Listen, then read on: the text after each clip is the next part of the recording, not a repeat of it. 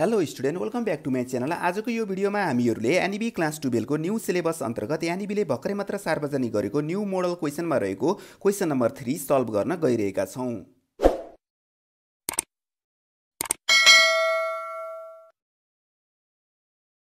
Group A मा रहेको question number 3 very short question एन्सरमा पर्ने गर्दछ र यो हामीलाई चाहिँ 1 मार्क्समा सोधेको छ र यो थ्योरिटिकल टाइपको क्वेसन हो है त। क्वेसन नम्बर 3 यस प्रकारको रहेको छ।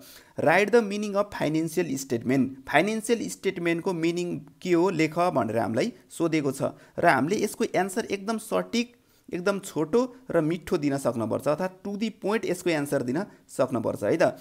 र अब यसको एन्सर चाहिँ फाइनान्शियल स्टेटमेन्ट भनेको के हो त? Right the meaning of financial statement भनेर सोधेको छ। अब यसको एन्सर यस प्रकारको हुन्छ है त। हामीले यहाँ बुकबाट लिएका छौँ। Financial statement are the return report of financial affairs of a company which report and communicate the result of its business operation for a particulars period of time and its financial position at the end of that period भनेर भनेको छ। भनेको मतलब financial statement भनेको यस्तो return report हो जसले चाहिँ कुनै पनि एउटा कम्पनीको फाइनान्शियल कुराहरूलाई चाहिँ चित्रित गर्ने काम गर्छ, फाइनान्शियल कुराहरूलाई चाहिँ देखाउने काम गर्दछ। अर्थात् त्यो बिजनेस अर्गनाइजेसनमा कुनै एउटा पार्टिकुलर्स पिरियड अफ टाइममा चाहिँ के कति नाफा घाटा भयो, त्यो कम्पनीको रियल पोजिसन कस्तो छ, कम्पनी नाफामा चलेको छ कि घाटामा चलेको छ, कम्पनीका सेयर होल्डरहरूको अवस्था कस्तो छ, कम्पनीको एसेटहरूको भ्यालु के कति छ भन्ने कुरा देखाउने स्टेटमेन्टलाई चाहिँ फाइनान्शियल स्टेटमेन्ट भन्छ। र यसले चाहिँ कुनै एउटा पार्टिकुलर्स टाइम पिरियडको चाहिँ के गर्छ भन्दाखेरि चाहिँ नाफा घाटा र रियल पोजिसन देखाउने काम गर्छ, जुन कुरा यहाँ भनेको पनि छ। Which report and communicate the result of its business operation for a particulars period of time.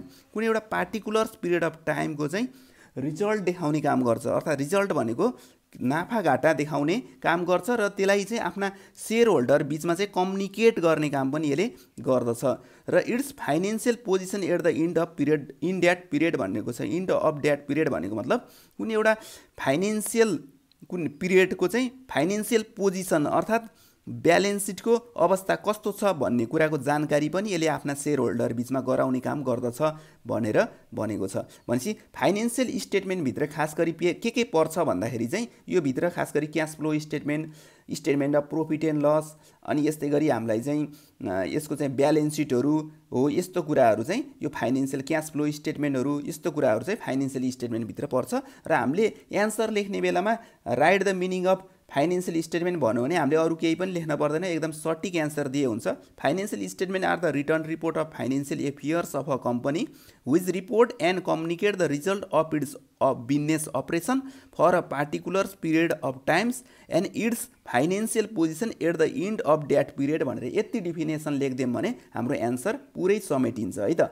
आजको यो भिडियोमा हामीले चाहिँ खास गरी क्वेसन नम्बर 3 मा रहेको थ्योरिटिकल टाइपको क्वेसन सल्भ गऱ्यौँ।